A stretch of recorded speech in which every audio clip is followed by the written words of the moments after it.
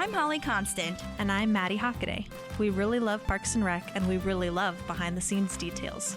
So we're researching everything from DVD extras like deleted scenes and commentaries, plus interviewing cast and crew who actually worked on the show.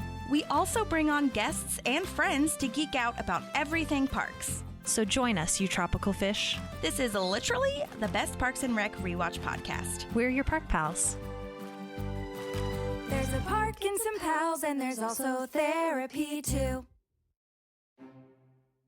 It must have been a couple of seasons ago.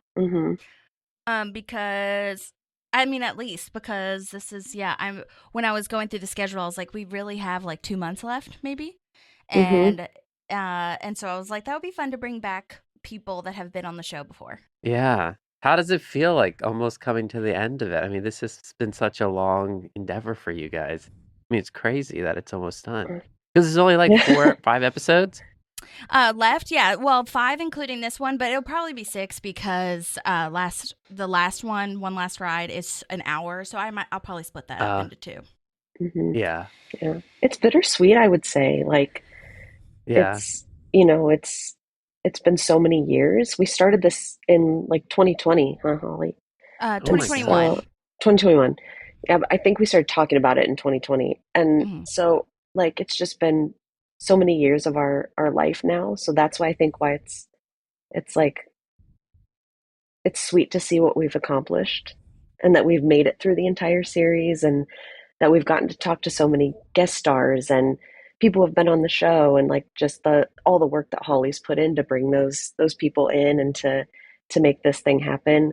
But then it's also super bitter because, it's been 6 years of hard work and of Holly and I getting to see each other consistently because we have this scheduled. So I know we'll still keep up with each other outside of this, but I'd say bittersweet for me. I don't know about you, Holly. Same thing. I'm tired if I'm going to be 100% honest.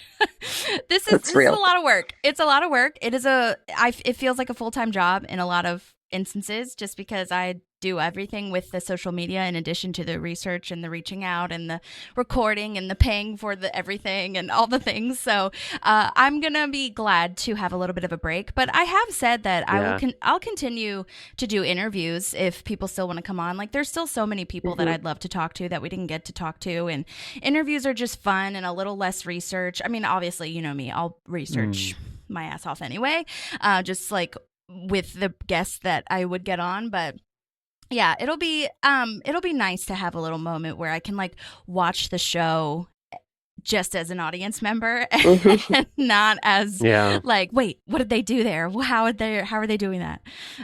But yeah, I'm really proud of it. That's one of the things that I'm the most proud of. So I'm happy that we. Yeah, you guys should be really proud.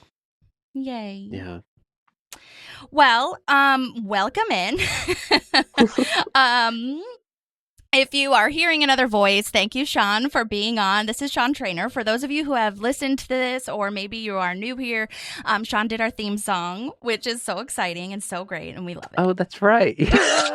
I totally forgot about that. Oh my gosh, I have to go back and listen to that. Oh, that's right. I'll play the full one this time. A lot of times I just do and there's also therapy too. If it's a long episode, I just cut it down.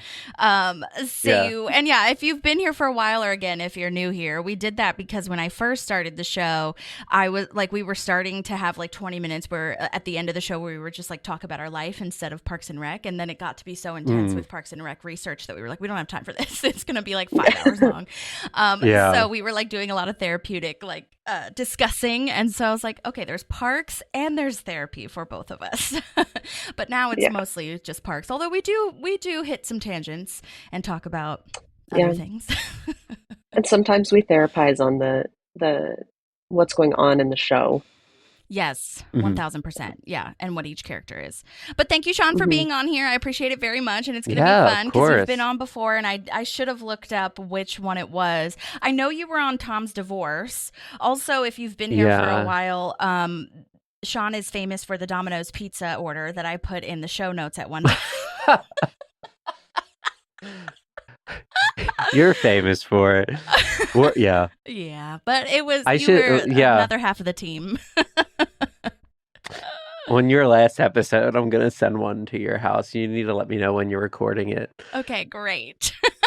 Yeah, you need to get one to Yeah. you. And I'm very grateful too because Sean, you really have helped me with like audio stuff. I mean, I came over a lot, I feel, during the course of the show asking for help with editing and stuff. So, and if anyone needs help with musician work in Nashville or remote, you do remote work as well, right? Yeah, So totally. Yeah.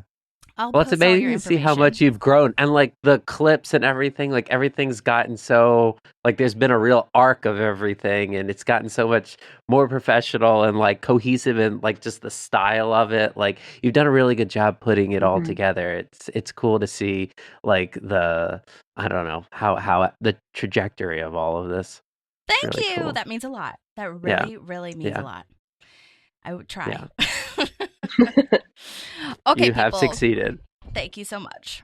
All right, well, let's get started. So this is season 7, episode 8. Miss Ludgate-Dwyer goes to Washington. This is playing on the episode of season 5 where Miss Nope goes to Washington when Leslie wants to pitch her river cleanup idea, which is, of course, playing on the original Mr. Smith Goes to Washington from 1940s or whatever the hell movie that was. The original air date is February 3rd, 2015, and this was directed by Morgan Sackett, who is a producer, director on the show for such a long time. His last episode that he directed was a really long time ago, but he's worked on so many great things. So we've got like The Good Place, Hacks, Loot, A Man on the Inside with Ten Danson, like so many other amazing projects that I haven't even mentioned in that little spiel. But he's also going to be working on the new Amy Poehler, Mike Schur show called Dig. Have you guys heard of the show yet? Oh no. No. Okay, so it's a new Amy Poehler, Mike Schur in the Schurverse. I don't know when it comes out, but they have begun production on it, and it is about an archaeologist. And I think, Oh. I want to say Amy plays an archaeologist, but there's a lot of other archaeologists in there, and they're literally on a dig, which is why it's called Dig. I believe it'll Oh, be wow. on Peacock, but I'm not sure, and I'm super stoked about the Schurverse coming back together. That's awesome. Yeah, that's Yes. cool. So it'll be a comedy, like a Yeah, it'll be a workplace comedy type thing. Oh, Yeah. cool. Yeah, so I Because don't. she They hasn't haven't really done that in a sec. I know, yeah, they haven't really released a ton of information exactly, but if you look it up, they are in production and they've released some pictures, so we'll see when it comes out. Very exciting. That'll be our next rewatch show, I guess. Yeah. But anyhow, For sure. so Morgan Sackett, who directed this, also directed the Parks and Rec special that came out in 2020, and this will be his last directing credit for Parks, but he'll continue to be a producer for the rest of the show. Well, I guess Nice. it's not his last directing credit because he technically did that special, but for the actual airing of the show, that's his last one, last time. And then we've got this written by Dave King, and he's written so many great episodes of Parks and so many of the same shows that Morgan Sackett has worked on as well in the Schurverse. He also worked on English Teacher on Hulu, which sadly has been canceled, but it's such a good show, you guys. You should really add it to your list, and it's really short, like 30-minute.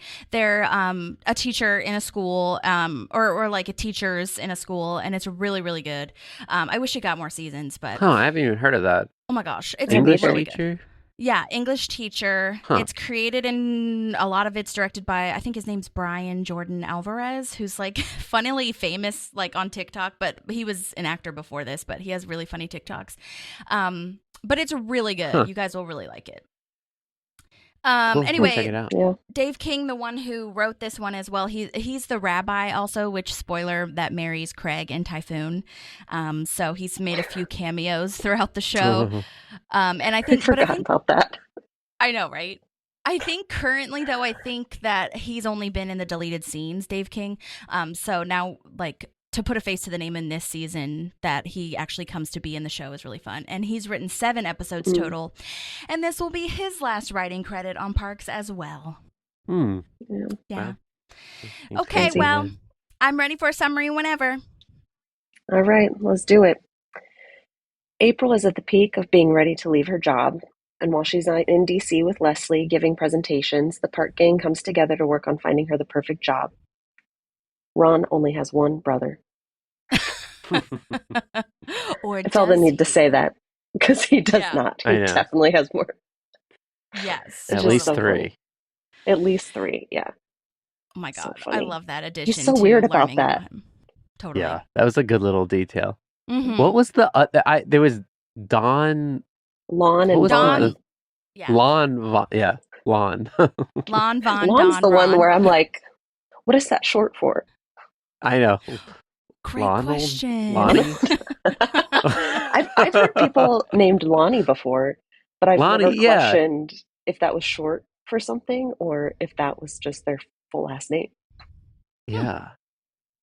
Who knows? Fascinating. Lon. Yeah. Hmm. I don't Well, know. before we start with the rest of the review, I do want to play this series wraps that was in the deleted scenes, or well, not deleted scene. It was more so like behind the scenes on the DVDs, because we've been talking consistently about how each writer, director, even guest stars, it's like their last appearance, it's their last writing credit, it's their last whatever. And this was so sad. It made me really emotional, but also like so beautiful, like bittersweet, like we were talking about. And I really just want to play them wrapping everybody on the show, and then I'll probably play it again in like the last, maybe I'll play it every single episode until we wrap. I don't know. But I just want to hear it. I want you guys to hear it because it's so cute. Yay. Oh. It's a series wrap on Catherine Hahn. Series wrap with John Glazer. Yeah. Ladies and gentlemen, cast and crew of Parks and Recreation, that is a series wrap on Jim O'Hare. A series wrap on Retta Surly. A series wrap on Aziz Ansari. A series wrap on Adam Scott. There is also a series wrap on Chris Pratt. That is also a series wrap on Aubrey Plaza. That is a series wrap on Nick Offerman. All right, everyone, your attention, please. That is a series wrap on Amy Poehler.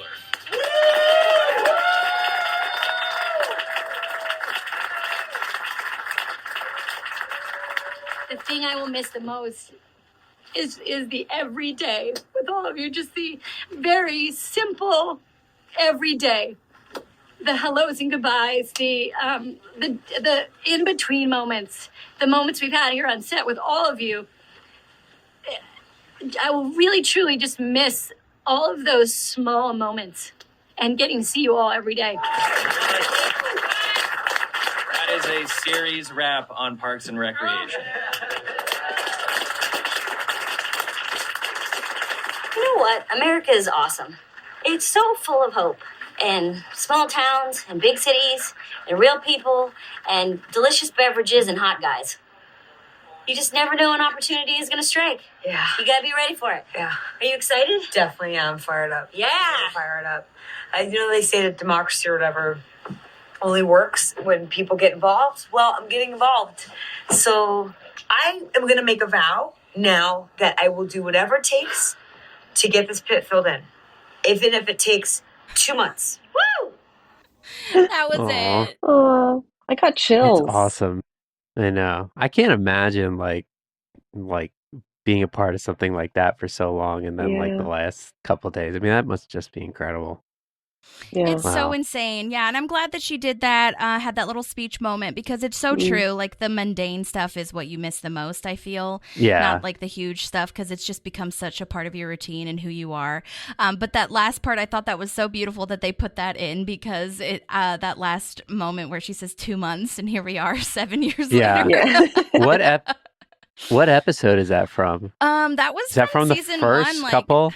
Yeah, that was season one, like Oh, wow. after she goes to that town hall meeting or whatever at the school and says like there's a Ah, pit, my yeah. boyfriend fell in, all that kind of stuff. Which Yeah, is really 2 crazy. months. Side note, there was a fun BTS that I learned because when they wrapped Nick and Amy last, and they were wearing the things that they were wearing in their Ron and Leslie episode when it's just them making up. Aw. And so they must have shot that the very end, because they were wrapping everybody before this. Oh wow. Which is really crazy, right? That is crazy. Because Yeah. That episode's already happened, right? Yes. Mhm. Yeah. Okay. Wow. Yeah, it was like the 4th episode, I think. Something like that. Yeah. Yeah, that's crazy to think that you do like the actual finale and then go back and film that. Yeah, I know. It must have been something with the scheduling. But Yeah. I really loved that BTS moment too. And also, Maddie, before you go, I mean, I don't know how long you Yeah. can stay, but so last episode we were talking about after Donna's rehearsal dinner, they got the Willy Wonka shirts and they were like really drunk and they woke up in their Willy Wonka shirts and we were like, what the fuck is that? Like, why are they wearing Willy Wonka shirts? And I watched the bloopers and I'll just play this for you and it explains it. Okay, good. Jen Barkley is a big shot Washington pout. Just call me Willy Wonky and the Policy Factory because policy is my chocolate. See? I made t-shirts. Oh, I can't fucking wait for these talking heads to be over. I can't wait. I can't wait. It's the only thing I'm gonna miss. It's these fucking talking heads.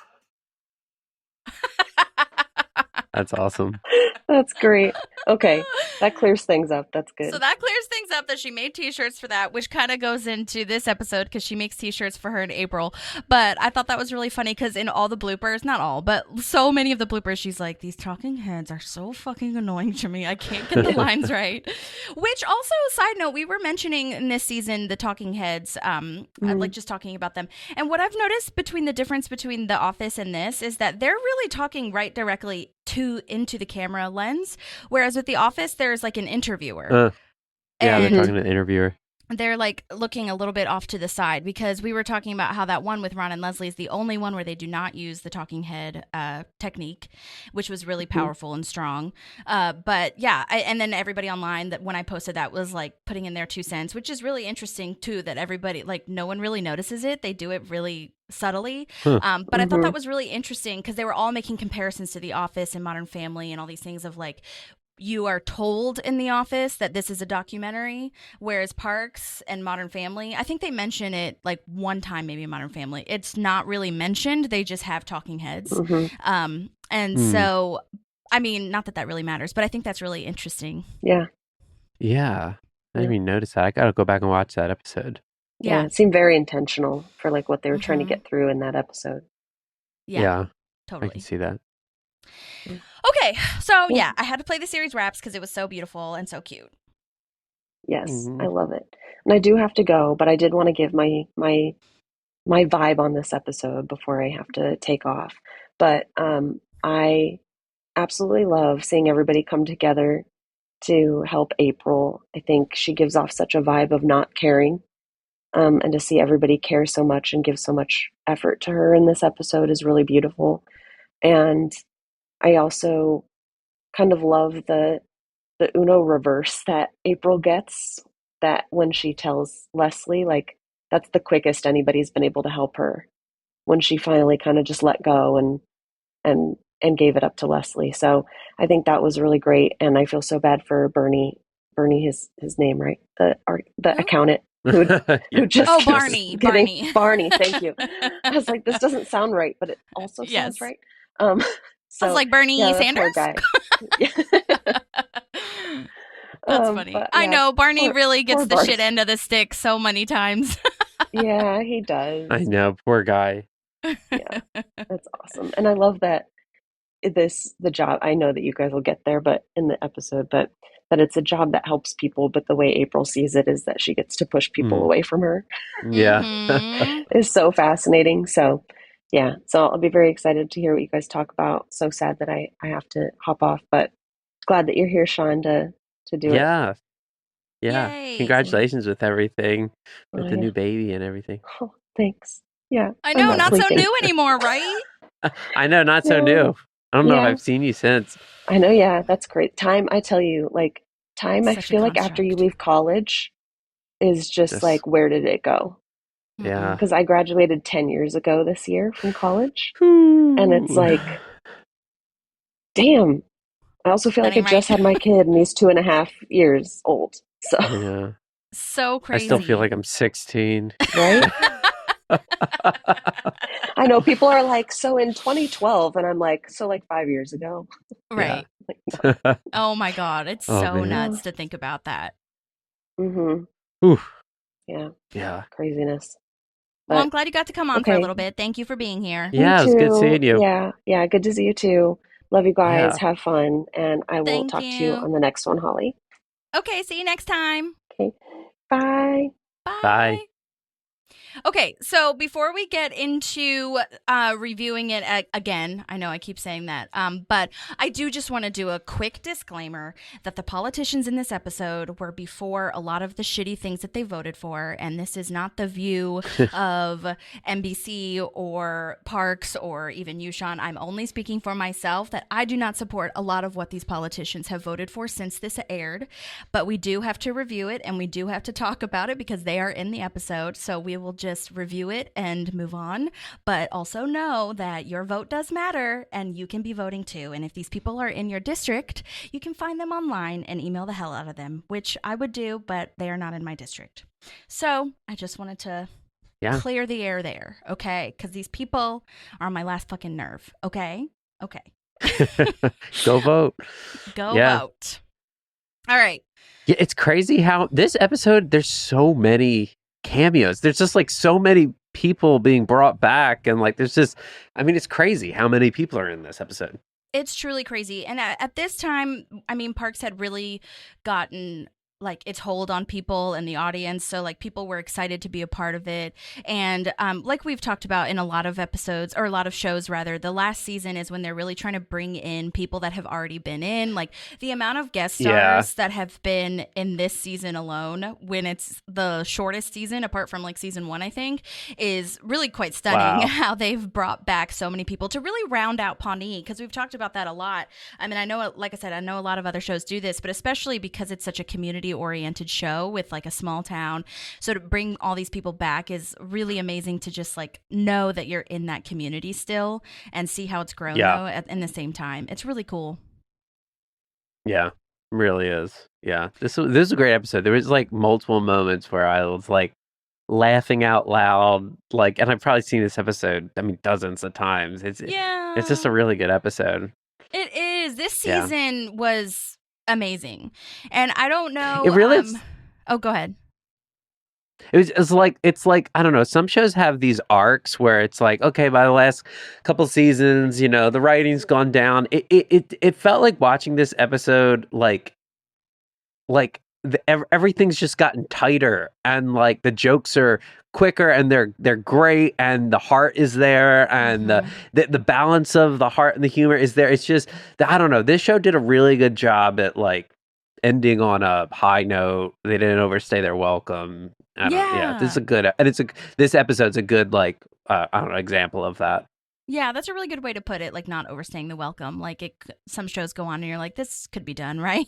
Like, yeah, that's true. And I don't know if you knew this, but for people that are new here, season 6 was supposed to be their last season. Really? Yes. So that was a whole like breakdown we did where, because people at the end of season 6 were so confused because it wrapped up so perfectly. And, you know, Leslie What's the end of season 6? Well, so Leslie got her national parks job. Ben is in a suit. And they do that montage. Yeah, he's right. And they do that thing where like she was going to move to Chicago, but then they found a way to make it stay in Pawnee. And then Ben is the city like planner dude. So they've got everything. She's got her kids, like she's got everything. So it was really wrapped up well. And then NBC was like, nope, just kidding. You can have another season.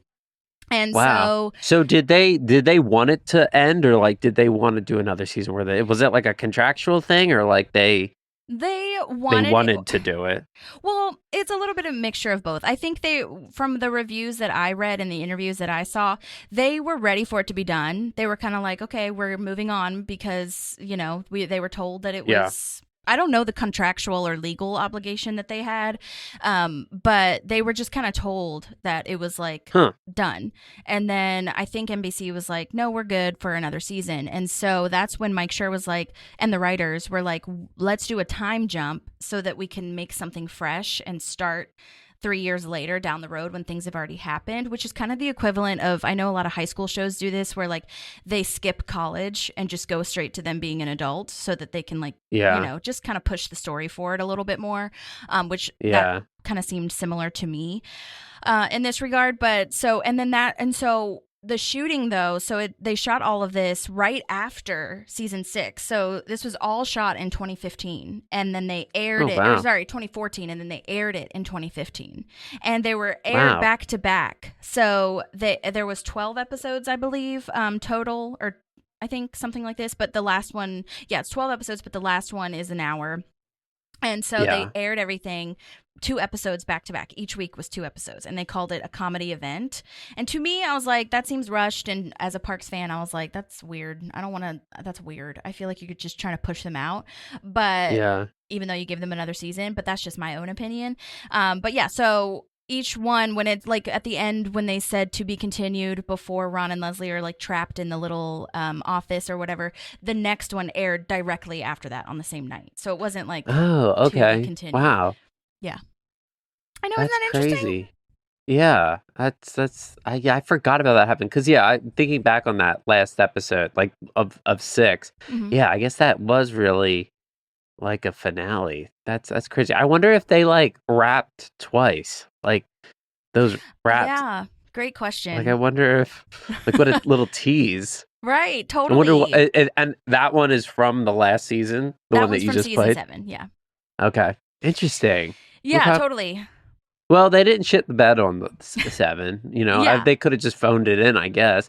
But no, I think the season's really good. It's really good. They did a great job, like pivoting, I feel, to find another way for Leslie to grow. Because you kind of think and Ben, because you kind of think that they've like made their, career and they've done what they said they were going to do and all these things. And so to build on that and then to bring everybody back, it was just like really beautiful done. It's beautifully done. It's so wild. But yeah, I think that they wanted to be done technically with season 6, but then like you get an offer to do another one and you're like, well, why not? Like that is a fun opportunity. I don't think that anyone would like not do that. I guess, like, because especially like it's right after. If it was like a sequel situation and then actors are like, I don't want to go back to doing that, then that I get that.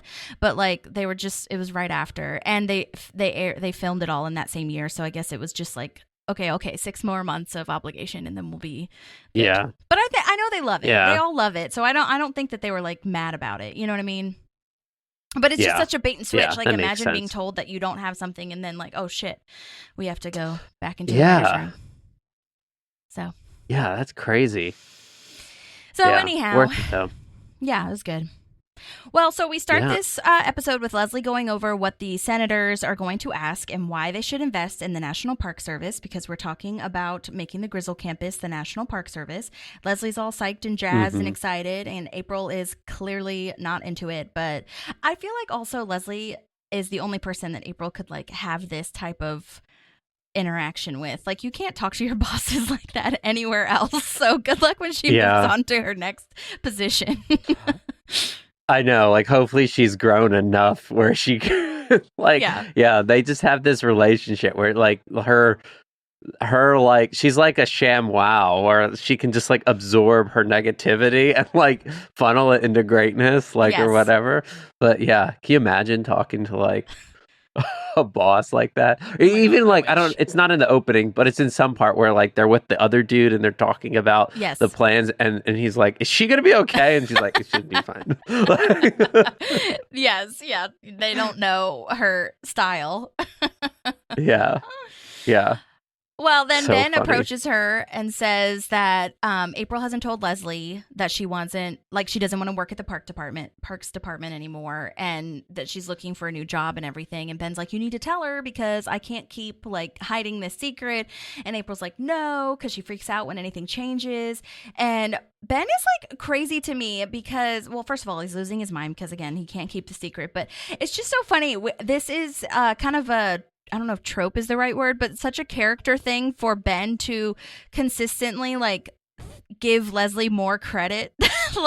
Then he says like she can be surprisingly open-minded and she can like really talk it through and everything. And this reminded me of she can take it well. Right. And this reminded me of when Leslie loses the city council, like when she's voted out. And he's like, "Oh no, you know what? She's actually handling it surprisingly well." And then she comes in with a paunch burger and sleeps on a bench. And I'm like, Ben, that's really cute and romantical that you romanticize her ability to recover / be open-minded, which is sweet as a husband. Yeah. But I'm like, this is not rooted in reality. You can't set April. Well, you would for think that. this far into like their relationship, like they have kids, like they've gone through all this stuff. Like you should really know, like, oh, like this is going to be a delicate situation. It's like her best friend, like other, like, right. Yeah. Yeah. But again, Ben's cute and it's fine. But April proves him right because she says that she wants to change the font on the itinerary, and Leslie freaks the F out, and like that's a serious affront. Like that is really offensive to change the font. Do not mess with that. Oh my God. And Ben's like, okay, yeah, sure, whatever. I told you that was an absurd idea. Yeah. Such a good joke too. I know. Okay, so now April is telling Andy that she's not going to tell Leslie that she wants to leave her job. And we're now getting to see them in their new house, which is really cute because we've really only seen it when they like bought it the first time. The creepy really house. Mm-hmm. And who did they buy it from again? It's like Werner Herzog. Werner Herzog. Yeah, that's so. Talk about like the weirdest cameo that you probably would never think to be in this show. Oh my God! But such the perfect person, Perfect. And now he's going to go to Disneyland with his fanny pack. Yeah, that's right. That's right. I know. Is that really like the only time you see the house other than that? I mean, I guess so, yeah. For now, maybe they might come back, and then I haven't done the rest of the episode. It's a cool old house. It's really cool. Yeah. Also, Andy calls April Cookie, which I think is really funny because we have never heard him say that before. And I was like, where the hell did that come from? He's like, I wonder if that was just improv. Yeah. Like, what? Yeah. That's such like a nickname you would think she would probably be like repulsed by. Yeah. But not from just him, like I guess. Yeah. Yeah. Cookie. I didn't even clock that. That's funny. Yeah, it was really funny to me, but it's okay. And then Andy says that they made a list of all the things April needs out of her new job, and you think it's a grocery list, but it's actually a list of cool new nicknames that Andy wants people to call him, like Count Chocula. Count Chocula. Oh, him and his namings of things. I love that's just like a through line. Yes. Like, and then not being aware that like that's a name. Mm-hmm. Right, like that's already taken. Like it's already taken. Because doesn't he get on the phone and he's like, oh, like he says it or something. Yeah. Good joke. I kind of agree with April in one way because like typically you don't tell someone that you're leaving or like looking for a new job unless you either found a new job already or just like really set on leaving, so you're gonna like quit regardless. But I don't know. I go back and forth with the idea of telling Leslie that she wants to look for a new job because I understand her trepidation here. And I understand that like Leslie and her's relationship is different than like a typical boss employee, like we just talked about. But a part of me agrees with her. So I can't say I blame her. Yeah, I don't blame her either. I mean, and also, well, it's kind of happened already in a couple times. Like she's pretty convincing. So like, like you tell somebody something and then by the end of the conversation, they have 100% convinced you to stay. Yeah, just because like they're good at doing that. Like, Leslie has kind of already done that. Like, because it's not really the first time that April's wanted to leave. Yeah. Like, but I get it. You want to also, and they're friends. You don't want to hurt somebody's feelings and like, it's going to be sad and, know. Yeah, totally. Now, I will say I wish that it didn't just like come out like the way that she does tell her, but at the same time sometimes that just is the only way that it can happen. So I do get it. But anyhow, no. So Andy holds up April's list, and there's a couple of things on her list of, what exactly she wants from her new job, which is get to be my own boss, mostly work one-on-one, work with zombies if possible. I saw that on the page, and I was like, that's really funny. Not too much paperwork, and passionate. And then they crossed out, so it did say be able to dance or something on there, and then they crossed it out, and I was like, oh my gosh, this is really funny and random. That's funny. Yeah, I can see that being something like Andy says, and she's like, no, and he's like, okay. Okay, never mind. Yeah. So true. And then this funny. is, I think, what you were talking about, where Andy calls Ben or calls somebody and says, like, Oh, yeah. I need to meet, and tell him it was Count Chocula. No, Yeah. it's Andy Dwyer. Yeah. And then this is where they meet with Ron. Andy. Oh, Andy.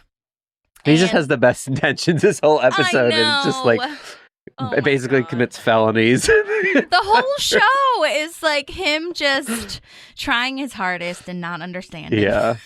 A little goofball, as Ron But I do calls feel him. like he's similar to Michael in the sense where, like, Michael Scott, in the sense that they give him instances of being coherent and competent. Yeah. Well, I mean, and like in the beginning of the show, he starts off, he's kind of like a dick as well as That's kind of true. a loser. And he becomes like a good The lovable. person. He's just like a goofy dude. But yeah, the first couple seasons, you're like, oh, this is just like the loser boyfriend, you know? Yes, Like that's so true. he has had a cool arc. So yeah, very similar to Michael in that way. Yeah, totally. Yeah. Okay, so now Andy, Ben, and Ron are meeting, and they're starting to discuss what jobs would work for April. And I gotta say, this is so sweet and nice to have her friend/husband really try to work hard for her I and help her know. out in this way. Like, this is so nice. I feel like Yeah. it's just Yeah. really And they sweet to basically see. like get her a job. I mean, Yeah. it's like a pretty great job. Right. I know. It's awesome. Yeah. So they're at the building company, right? Yes, correct. Right now. Yeah. And that's when where- we meet. And well, yes, we meet the brothers, but that's also where Andy is suggesting working for Ron, even though Andy doesn't even know what Ron does. And So you're a this- hitman. Right, exactly. Oh my God. And Ron shows them around, and it's super vague. Like, we don't really know what it is if you weren't told that. Yeah. But then, yes, this is where we see the VP, Don Swanson. And we never So knew funny. he had a brother. And this, I'm so sorry. I laughed so hard because it just made me laugh that they called him Don, because it reminds me of the porn movie Dong Swanson. I was like, that's the one that would be in the porn movie. I totally forgot about that. That is funny. Oh, yeah. For the Dong video Swanson. store. Oh my Yeah. God. Oh, man. You can I know. What a totally great see- and Oh, no, go ahead. oh, yeah. And then when they're like, you know, you worked at the Parks Department. And then the brother's like, wait, you worked at the Parks Department? I just love how like secret Ron is. He's like, no one knows anything about anything. Yes, absolutely. So Even to funny. his family. That's so true. Yeah. And you can totally see their scrunched face, like facial expression similarities, which is really nice. But speaking of that, fun fact, this is Nick Offerman's actual brother in Really? real life. Matt Oh, Offerman wow. is his name. Isn't that so funny? Wow, that's cool. Okay, that makes a lot of sense because I was like, oh, it's funny. Like they found somebody pretty similar, like just vibe wise. Okay, that makes so much sense. Totally. But are the others or just him? Just him. Okay. Just Don Swanson. Or Dong Swanson. That makes Yes. that is so funny. So yeah, funny. so this is Matt Dong- Offerman, and I looked him up on Instagram. He's the manager of a tap room called Iron Glass Tap in Manuka, Illinois, which is really close to Nice. where they're actually from, which I hope I'm not like ruining their spot or anything, but I think it will be fun. And I'm sure people know him or whatever already. But Nick and him Yeah. are from Joliet. I can't remember how you pronounce it, but it's Joliet, Illinois. And it's really Okay. close to where Matt Offerman works now. And I believe he also helps with the woodworking business that Nick has too. But I don't know how involved he is in that or if that was a joke online or something. But I did see that they were like in the studio together at one time. So I don't know. Wow. So this was kind of just a one-off acting thing for him. Yeah, He's not I like mean- also an actor. I looked on IMDb, and he does have some other things on his IMDb, but I don't know like if he's pursuing that really, or if it was just like he does a couple one-offs every now and again. I'm not really sure. Yeah. Yeah. How cool. I know. That's awesome that they did that. I think it's so Yeah. fun. Yeah. And then this is where we see the two other brothers, and it's like, oh my gosh, how do you have your literal family working there and expecting no one to like know or find out? Like, do the I other know. employees like know, or are there any other employees? You really only see Yeah, it them. might just be them. Is yeah, it you just a don't see family anybody business? else. Knowing Ron, probably. I mean, I mean, it would make probably sense. doesn't need anybody else. Oh my Yeah. God. So Lon and Vaughn. Oh, yeah. Those are Vaughn the and two Lon. that we meet. And then Vaughn and Ron. Don is the first one. So Vaughn Swanson is played by Michael Strasser, and Lon Swanson is played by Herbert Russell. And Michael Strassner, who plays Vaughn, was born in Baltimore, Maryland, by the way. And he's an actor, writer, director, and producer known for something called The Baltimoreans, which is so funny to me. I like that name a lot. And he co-wrote it with Jay Duplass, who I'm a huge fan of. So, and he's the lead of that. So I have no idea. So I'll have to add that to my list. But he's also been in Young Rock, Modern Family, English Teacher, which is a fun crossover because English Teacher is the one that I mentioned, what's his name? Yeah, Dave King worked on. And then we've got Lon Swanson, who's played by Herbert Russell, who's been in a ton of stuff as well. Freaks and Geeks, Stepmom, House of Lies, like a bunch of others. And I reached out to them because you know me. And I know they didn't have any lines, but I was also just really interested in how they got the role and what their day like was, was on set. And Herbert, who plays Lon, actually got back to me. So we have a couple of voice memos from them. So let me go ahead and play the first one from Herbert. Thank you so much for sending in voice memos. I was a huge fan of the show. It's one of the greatest comedy ensembles of all time. I got the audition through my very excellent managers at Entertainment Lab, and I read for casting director Dorian Frankel, who was delightful, and she was keen to know what she wanted.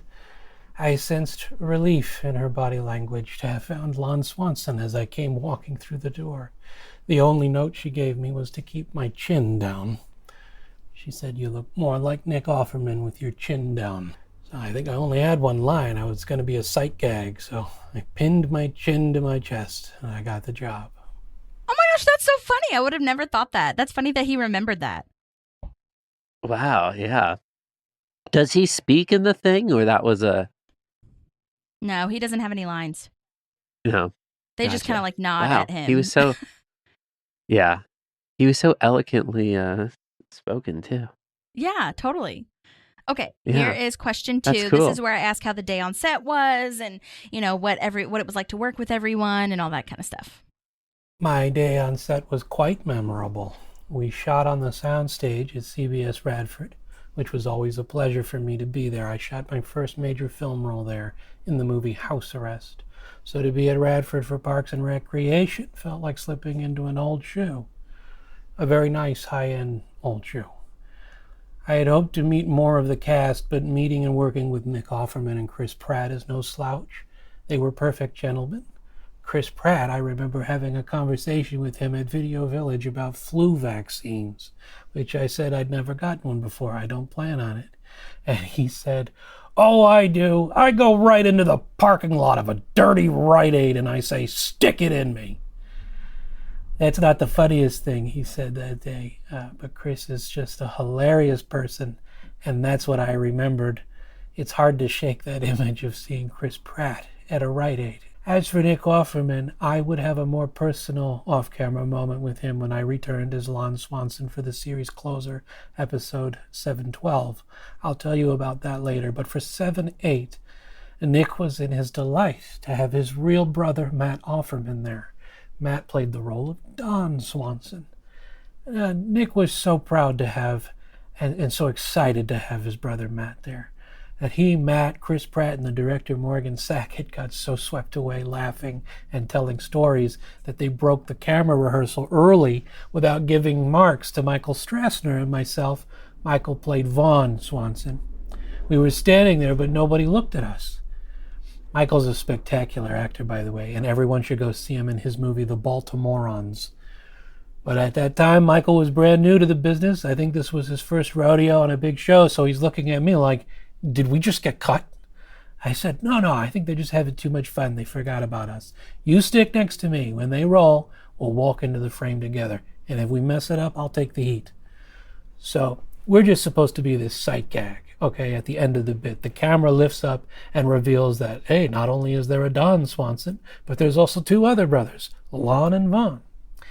We're back in, the cameras are rolling. There's like 4 cameras going, so Michael and I are Mission Impossible trying to stay out of everyone's shot up until the reveal. But the thing is, Nick and Chris are having so much fun with Matt that they're improvising on take one. So the timing of the bit, when we come in, it's going to be based entirely on vibes. And again, we don't have marks. Where are we going to stand? I think Michael and I might have been holding hands like Thelma and Louise going off the cliff. I hear what I think is something kind of like the line that cues us. So I step up, Michael steps, and boop, we go into frame. Morgan cuts. Oh, I love it, I love it, I love it. We're going to go again.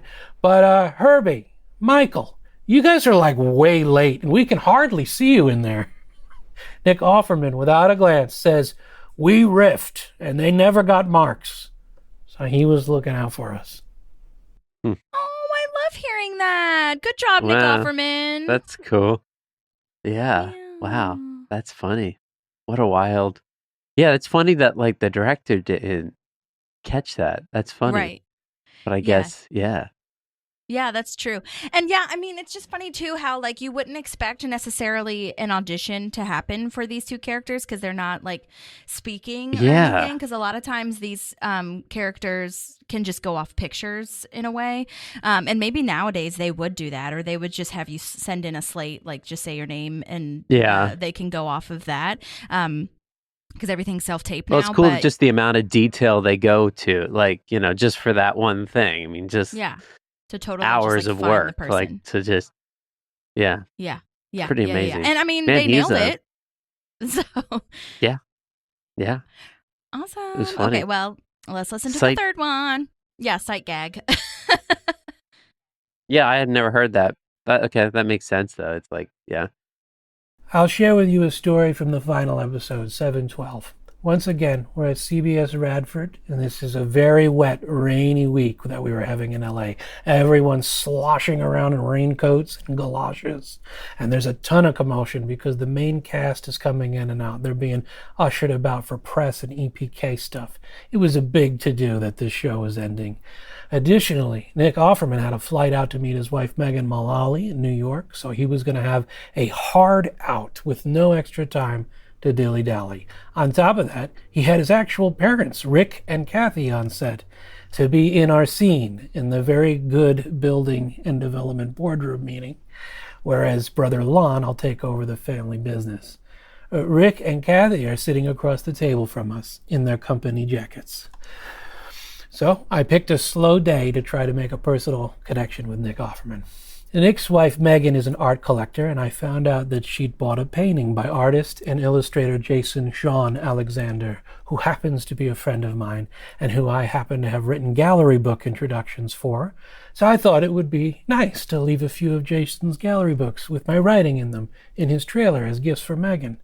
I had one of the PAs go in there for me. I'm not that audacious. As we broke camera rehearsal, I mentioned, Nick, thank you. This has been a wonderful experience for me. I asked the PA to leave a gift for you and Megan from me in your trailer. Megan purchased a painting recently. I'm a friend of the artist. I've left some gallery books for you. I wrote the intros. Without a glance, Nick says, in my trailer, they let anyone in there. I can't say for certain it was Nick, but there was discussion between he and the director, writer, showrunner Michael Schur about that boardroom meeting scene and how to improve it, make a funnier bit out of it. Moments later, I was given an additional line by Michael Schur and an extra bit of business between Mark Evan Jackson and I to do at the very end of the scene, which was quite nice. Was it a return kindness? Was I just lucky to be surrounded by some of the funniest people on earth at that moment? When they needed something and they threw me into a bit. Who knows? Okay. That's interesting backstory. Huh.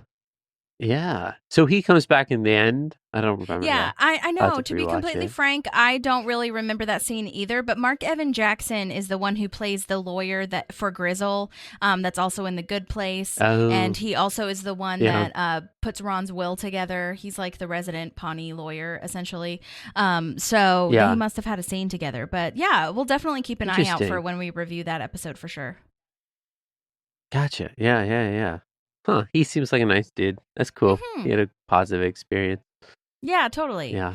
And I love that Nick is always so nice. I never really hear anything like terrible about him. So that's amazing. Or anything negative at all. Yeah, I know. He does seem like one of those people where it's just, he's what you see is what you get, which is always kind of cool to see. Yeah. The last one You know. from Herbert is just asking if he has anything that we can promote for him, if he wants us to, promote social media or projects or anything like that, and what he's working on now. So I'll go ahead and play that one.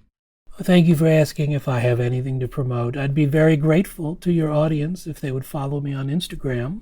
I'm Herbert Russell on Instagram. It's not your typical actor account. Most of the time you'll see a lot of nature and pets and little things that catch my attention. I don't post a lot. Currently, I'm bound by non-disclosure agreements on upcoming projects, so I can't really speak to that. But if you follow me on Instagram, you'll be the first to know. My brilliant and very funny friends Ariel Racine and Christopher Mackin have a hilarious web series called Hot Girl Support Group that you can look for. I'm silently and dutifully serving from the wings as Ariel's butler, Montgomery. Lastly, I'm songwriting again after 10 years away from it, and it's going very well. I'm pleased, and I may record an album. Perhaps I'll release it next year. Thank you, Holly and Maddie, so much for this opportunity to share stories with you about parks and recreation. I wish you and all your listeners the very best. Yay, Wow. that was fun. That's awesome. Yeah, totally. Okay, so I'll tag him and everything in our show notes, but also on the Instagram as well, so you guys can follow him. And maybe you can do his record for him. Yeah, come to Nashville, man. Come on. Yeah. Yeah, thank you, Herbert, so much for those. That was really fun. I always love hearing like things that I'm just never gonna hear or like I wouldn't have heard before. You know what I mean? Even if they're really random, I just love it. Yeah, that was awesome. That's cool that you got him. You've gotten so many people. It's so cool to see the reach.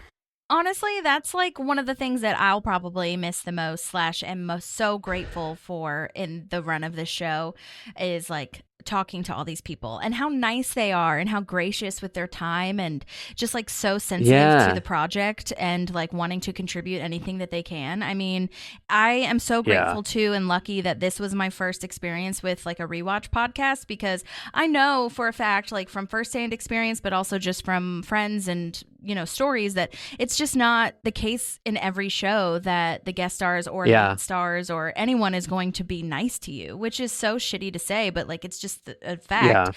And so the fact that everybody has been so sweet and sincere and like, communicative, like even if they can't like get a voice memo in, or if they're like, I didn't really participate that much, but here's like a little snippet via email, like it's just beautiful. And that part I really am proud of / am like really into, and will miss that part a lot. That's why I think interviews would be cool. Yeah. It just speaks to the top down nature, it seems like, of the show, where it's just like you can feel it come through. And that'd be cool if you keep. So would you, not to go on a tangent, but would you do more interviews of people from Parks and Rec, like or in that the world? Or were you saying just interviews in general? No, I mean, well, interviews in general, but like if I wanted to continue with the parks lore, I mean, I might try to get more of the leads on. I know Jim O'Hare is like open to talking to people. I don't know how I'd get in touch with him, but I could do that. Or like, I really want to talk to more of the crew as well. Like there's a cinematographer and a camera operator and all these things that were like just in the last like 3 seasons. They changed it up after I think seasons 1 through 4, something like that. So I'd really like to talk to them, like any art decorators, directors, writers, like any of that would be really fun as well. So like those kinds of interviews really interest me. Yeah. That'd be cool. Yeah. You know what? Now that you say that, there is like season 4 or season 5 on, there is like a shift like in how it looks. That's interesting. We say that. I was thinking of that. Yeah, it's a little subtle, but yeah. Yeah, it's just like a coloration thing. It's just like a different, you can tell it's a different perspective. It just kind of like jumps, because sometimes I don't love when like a show, like it's, especially when they do like a reunion or whatever, like it looks too good. Like it just, it like there's too much detail or the color is off. But I don't think this, I mean, obviously it wasn't like a jump in like time. Like, right. It's like a show from the 90s that they're doing now, but yeah, but anyhow, but that'd be cool. You should do that. Yeah. And they did a good job with the tech and stuff. Yeah, after my break. They did a good job, too, with the 2017 time jump, too, I feel. Like with the tech and the colors and all that kind of stuff, I think, Yeah, I agree. All right, so Well, cool. Where are we? Now we're at the airport. Leslie has their That's right. itinerary down to a 20-minute unstructured chat time. And okay, so Man. seeing it play out like really sucks, but I can say that I've definitely thought of this when I plan trips, although mine is more of like a like rest time / nap time like scheduled in, or like let's just vibe before we go wherever we're going. But April has no idea what to talk about, and she's like, no, let's just like not talk about anything. Let's talk about nothing. And then this is where Leslie brings up April's future, and we should talk about your future. And you can see April's really excited because she's getting close to like, oh, well, if Leslie wants to talk about my future, maybe this is my opening and we're going to talk about this. And she thinks that they're on the same page because Leslie says it's really hard at your age to figure out your path. But then Leslie shows April a binder of April's future, which is then an official 5-year plan. That's kind of terrifying when you're already like freaked out. Yeah, that is like a lot. Like, I can't imagine if somebody like just hands you that and they're just like, here's like what you're gonna do for the rest of your life. I don't know. That's like that's the thing with like Leslie, where you're just like too much. Like, dude, like just like chill just like a second. I know. Yes. This is where and we'll see it later, but like I think that they did a good job of having her still have that steamroller like character trait, but also like towards the end, this is probably the fastest I've ever seen Leslie recover. You know what I mean? From like a heartbreak in a way. But she doesn't understand. Like, she thinks she's doing it April a favor, and she thinks she's really being a good mentor here by just giving her all the answers. And she makes those shirts, the Gov Buds for life, which is really hilarious because she says that she didn't make those shirts at first. And April totally calls it. And this part, the shirt part, probably is something I would do. I do have to say that. Yeah. I'd make shirts for people to go on a trip with me. But the Gov Buds for life is not quite me, because I don't want to give that energy out. I don't know if I would like tell people what to do in that way, but I have definitely made people shirts / pillows with their face on them, or pictures of their dogs or something. Oh my god. I mean, the a little fast forward, the pillow one where like she's showing the girl's face and then she's like, you changed your hair. like, and it's just so funny. Like, I can't imagine. That was one of the moments where I laughed out loud, because the girl was like, one, like, she was like, oh, this isn't very good. And then two, like, I don't know if I like you. Don't worry, I'll tell you another one. Like, just so Leslie. Oh my God, I could see that. Yeah. I don't think you're that much. Well, no, you're not that much. But that's like the little part of Leslie that is kind of part of you. But you do it in a good amount. Supportive way. Supportive way. Yeah. Oh my God, so funny. Okay. So funny. So Andy asks what April would be doing if she worked at Ron's company, and Ron says she'd have about 6 people reporting to her, and she could project manage the new warehouse in Snurling. And honestly, project management would be really good for April, I think, with like what she's capable of, what she's done at the parks job.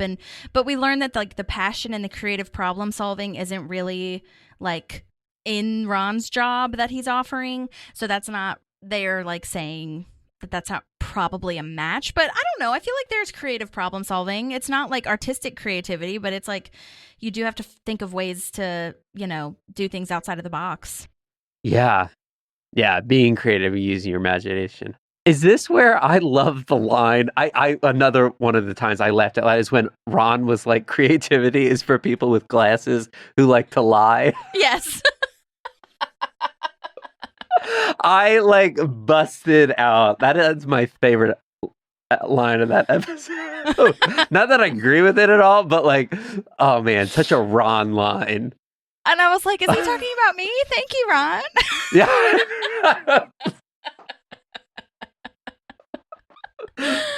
I just like, so many people from like that like generation are just kind of that brawl, and they're just like, they hear creativity and they're just like, oh God, yes. And it's cool to say like, there's everybody is creative. I mean, that's my view on it. It's just like, how you express it is, or I mean, you have to be creative to take a new way to the grocery store when there's traffic. Like there's, Yes. He's creative in everything. Sometimes it just gets too pigeonholed, or it's like, if you're not painting a painting, you're not creative. So, Right. but it's just funny. That was like such a great, who like to lie. I was just like, well, I mean, he's not wrong. But you ain't right.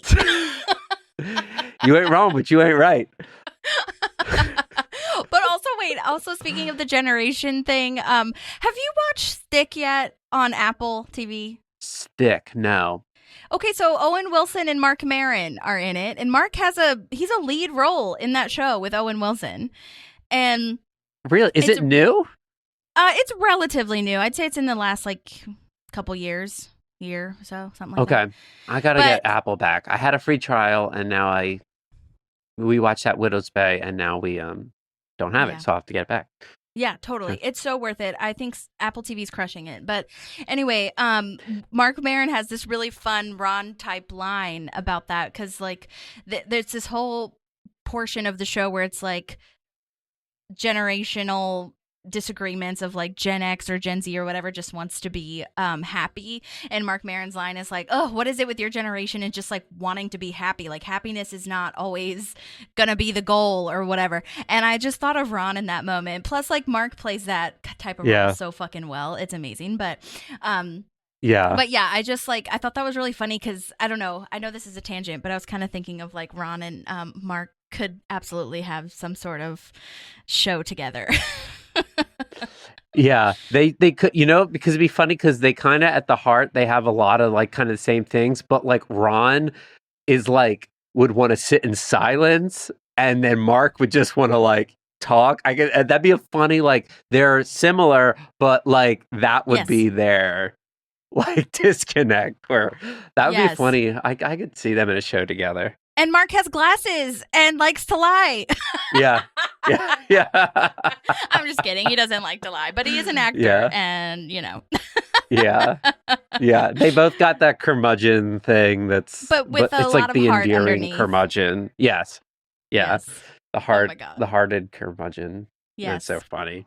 Yeah. Anyhow. All right, so let's see, where are we? He says the Towson method is the only way to stack the sheets or whatever that's going on in the warehouse. And I looked that up, and that's not really real. And I was really shocked with that, because typically when they talk about woodworking, when they talk about anything that Ron's talking about, when I look it up, it is a real method that it's just a real no one knows thing. because you're not woodworking. But I mean, maybe I'm wrong. Somebody who's maybe like more, educated on this, let me know. But I looked it up, and it didn't immediately come up that that's real. So I thought that was really interesting. I wonder. I think that's the first one that hasn't been real. Yeah. I mean, it's more of a like vinyl sheathing would be more like a construction thing. But I wonder if it sounds like it would be something real, but it also sounds insane that there would be a method of stacking vinyl. I mean, it's vinyl sheathing. It stacks on itself. Like, you know what I mean? It'd be crazy at that there. And then it's almost like part of the joke, like that there is like, it's like stacking a 2x4 on. It's like they go on top of each other. Like, it's like, that's so funny. Oh my God. But there is so much stuff. It's funny. I've been doing a remodel project at somebody's house, and there is so many things like that where it's like, oh, this method or this, like, and they have a name like that. And it's like, that is like a trope in like the building world. So it's funny that they use that. That's funny that it's not real. I would almost assume that it would be, but yeah. Yeah, I would absolutely assume that it would be, just because everything he says sounds insane, but it's real, or like has a weird name, but it's named after some German woodworker guy. You know what I mean? So but you're probably right that is part of the joke, and that's where they get the idea that this might be kind of a dead end, because there's really no creative solutions to just stacking vinyl sheeting. Yeah. So all right. Man, so April's not going to work there. That's a dead end. But Ron still wants to help them and gets April out of government. So the three of them are going to team up even more so and try to look for more jobs. Yeah. Okay. At the Department of the Interior back in D.C., we're now in a conference room with Randy, who is helping them meet with the senators. This is the part that you asked about where, like, is she going to be okay? Because April says something really out of pocket. And I thought this was really interesting. So Randy is played by Mike Shoemaker, which is so cool because he is actually really, if you're a fan of the comedy world / if you've been following The Office or SNL or whatever, you'll hear his name everywhere because he's like a huge comedy writer, and he's been all over the place. Primarily known for cool. SNL, which I believe is how Amy and Mike Schur met as well. He was a writer on SNL, or he was in the cast? Writer. Oh, okay. Yeah. Gotcha. And he also worked on Late Night with Seth Meyers and Jimmy Fallon. He writes a lot for award shows and is a producer on a ton of shows as well. But yeah, I thought that was really interesting. I always hear his name in interviews when we're talking in the comedy world like this. But yeah, so I've never seen him in real life, or at least not that I know of. So that's really cool they brought him in. Yeah. I think That's he did a funny good you job. say that, because he did. Yeah, and I almost like kind of assumed, there was part of me, I was like, oh, maybe he is like a real DC person, or like, I don't know. There was just something about him, but I was like, oh, that's cool that he was like a writer. I was like, maybe he works at the parks department. I don't know, but that's cool because there were so many other cameos. But yes, that's 100%. cool. Okay, so now they're meeting with Barbara Boxer. This is her second time on Parks, one of the other cameos that have already been on Parks. She was in the episode that we talked about before, season 5, Miss Nope Goes to Washington, at the party where Ben introduces her to all the senators. This is when Ben is running the DC campaign. And wildly, building on the predictions with the time jump that Parks did so many predictions, for the most famous one being that the Cubs won, which is crazy. But this one, I don't know. I don't think that they did this on purpose, but she was in the U.S. Senate until 2017, and this was supposed to be based in 2017. I was like, what? That's crazy. Oh, wow. Yeah. I wonder if she knew. I know. Yeah. But this was filmed in 2015, so. And yeah, so she represented California in the House of Representatives from 1983 to 93, and then she was in the Senate from 1993 to 2017. So, pretty amazing. Yeah. Yeah. Long career. Then, yeah, seriously. And then she says that anything Leslie is for, she's all for, and she's all in. And Leslie goes one too far. She takes that win and says her, April, and Randy should do a historical Lamps of DC walking tour. Yeah. Which, by the way, I did What a look tour. up, and that's not real. I would assume. I would feel that for DC, I feel like somebody could totally make money off of that, but Somebody that's could. not real. Yeah, especially after. Yeah, for sure. They do have a lot and of then I love historical how tours, but yeah. Yeah. Then I love how she's like, well, I have a meeting with the president. She's like, can we come? Like, Leslie is like, she's like the perfect, like, she's like the anti-politician. She's just like, she does it from such a place of enthusiasm. Yes. And not just like a griminess or like trying to get anything from anybody. And she's just so, it's funny, like, just to see all these people and like in this world, like how much she's ingrained herself in politics. Like, she just wants to have fun. Like, this is fun for her. Yeah. Yeah. Oh my gosh. gosh. Want to have fun. Have a good time. So funny.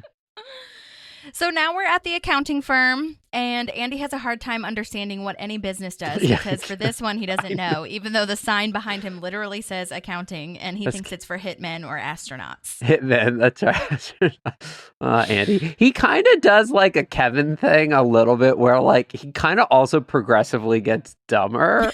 Like, and you're like you weren't this dumb at the beginning of the show.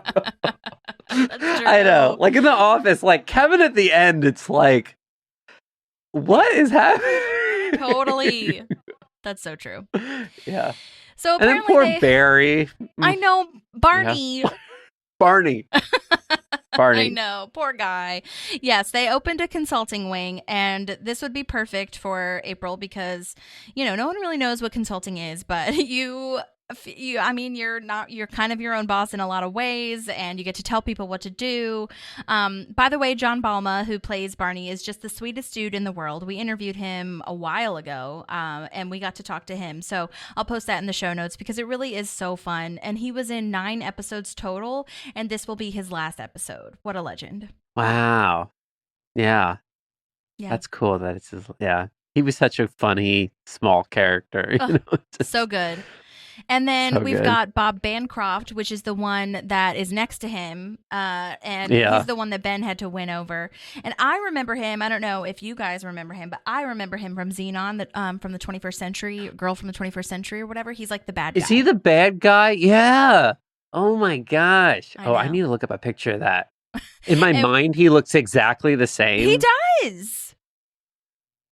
What bad guy?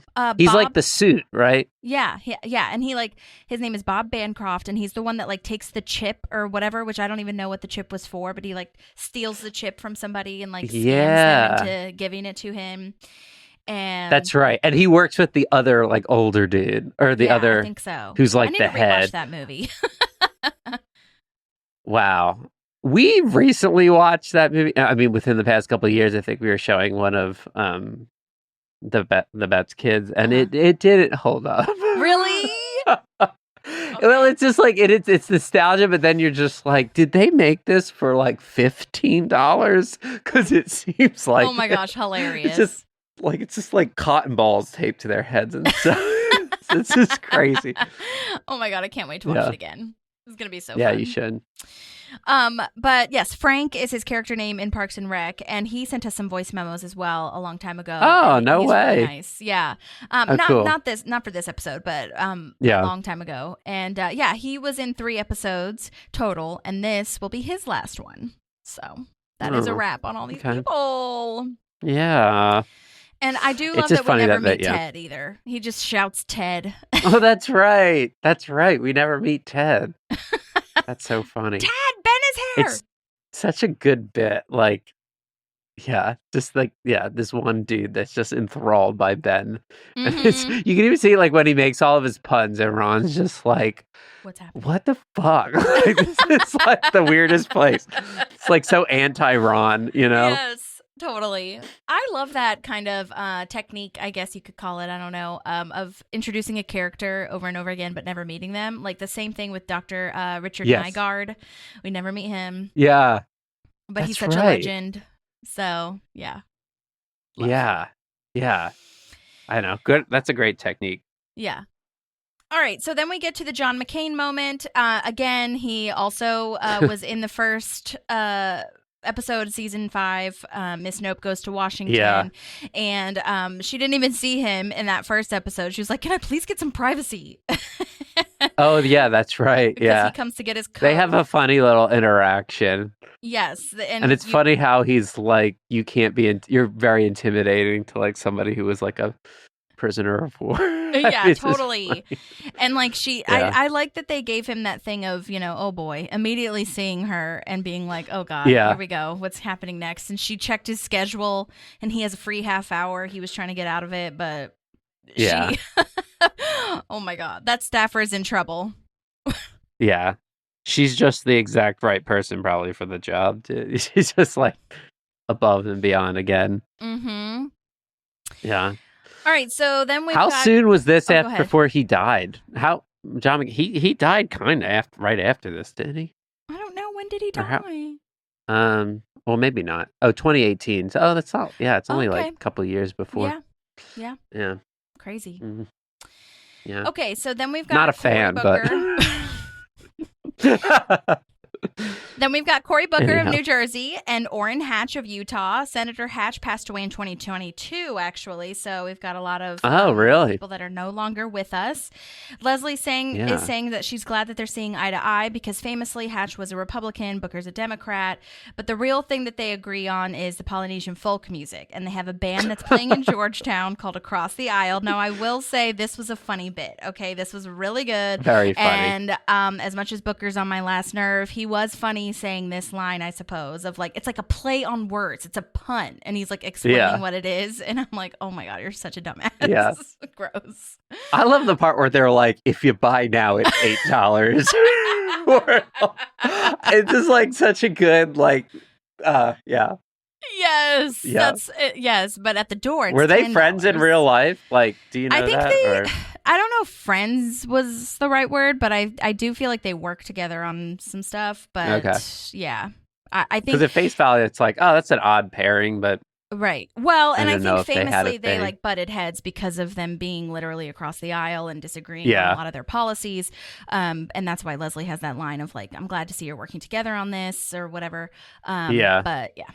Yeah. All right. Yeah. So now we're talking to Barney about April working in the consulting wing, and Andy asks what consulting is, again, not knowing what anything is. But to be fair, I feel like a lot of people don't know what it is, so that's okay. And it's different, I think, for each field. There's like a consulting portion of each department, I feel, so you just never know. I mean, sometimes it does feel like a made-up job. Yeah. So, I mean, which is kind of cool. Yeah, exactly. Which is since April, like, built her own major, it works for that. And Barney is saying the buzzwords of creative solutions, problem solving, don't care if people like me. So consultants aren't always well liked, apparently. And so it kind of works for what they're looking for.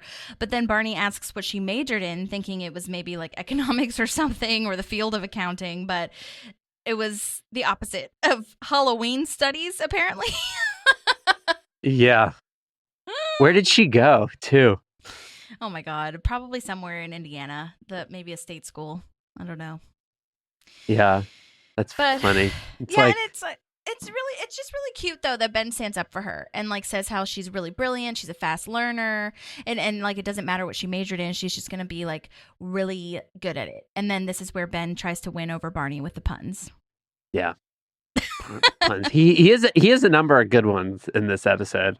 I agree. will say. And I love that Barney's so sweet because I feel like he doesn't get less dramatic with the puns, like laughing at the puns. Like he thinks everyone is funnier than the last. And I just love that. Except for the last one. Did you notice his maybe we'll get to it.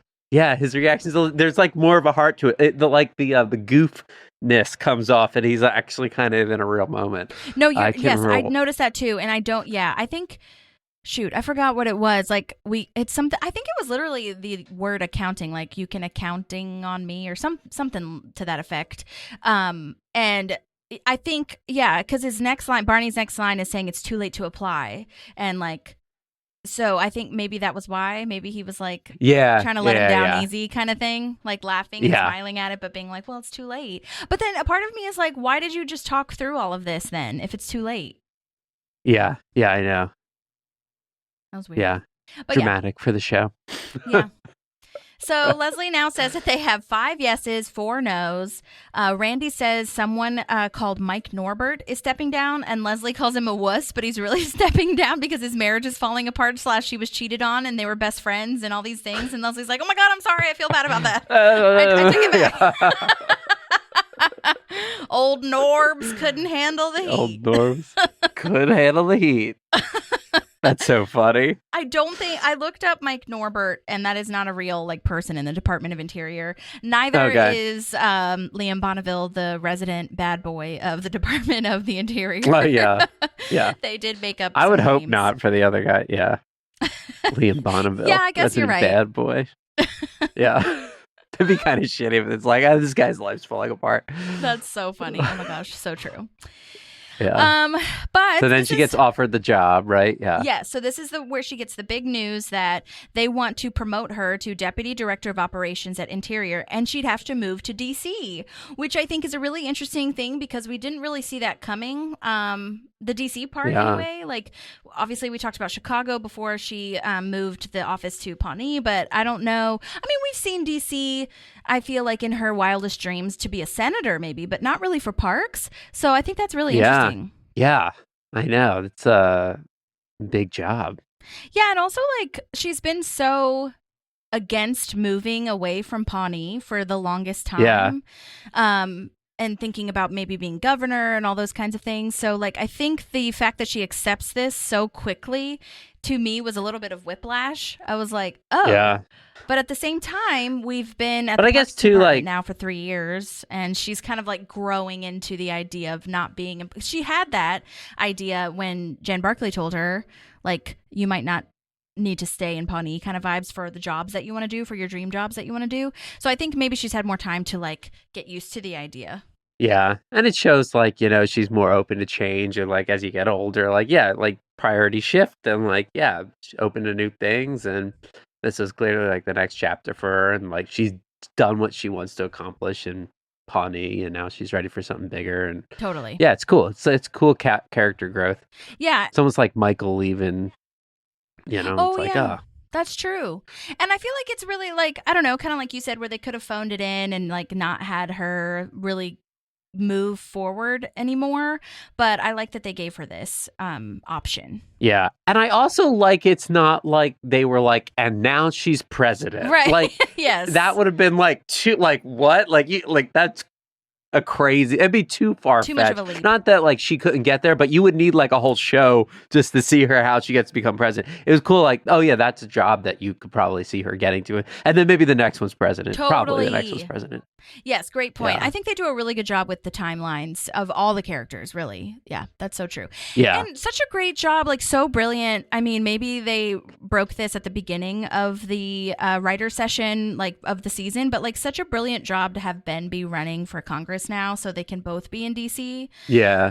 I think that's really smart. And then that leads into her thinking that April could be there too.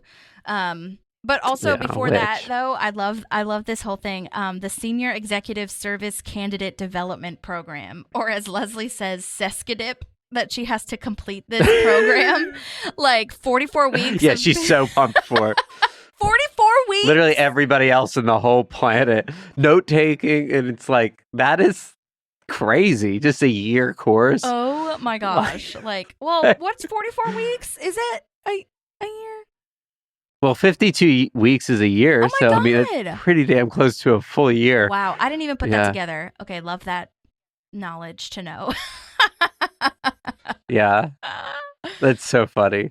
It's great little. Yeah, and there's a hearing, and a confirmation hearing. That's exactly what I was going to say. Yes, which of course Leslie's so excited about. Yeah. She immediately accepts. It's like a bucket list. Absolutely, for her. Totally. It's going to be televised, I'm sure. It's like a whole thing. Yeah. Oh my God. So yeah, so she immediately accepts. But then we get to Ben back with Barney and them saying to convince, trying to convince Barney to give April a shot. But I don't know if she would like it either, TBH, consulting. So yeah, no. I don't, especially can you imagine for accounting? April